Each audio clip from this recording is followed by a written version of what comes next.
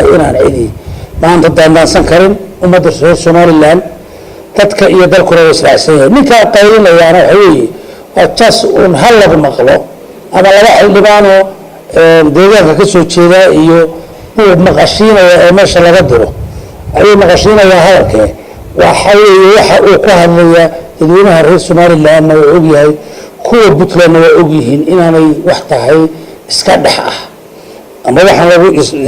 aan hadal aan qiyam iyo runtan ah marka kuma haysano kuma ku jeeray hore oo jiray mid hadda si joogay mid hore u joogay iyo kamaasha isna hadda wadada ka qaylinaya inuu isla yiraahdo waxaan uga baranay 20 sanadood u dambeeyay mid kasta saasoo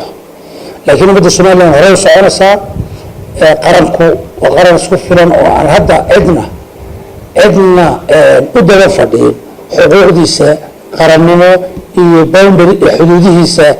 waana ku filan yahay awoodeeda cid aanu hadda meel joogto aanu leenahay ka bareenaana ma jirto waa qaran isku filan oo dhaqaaqi kara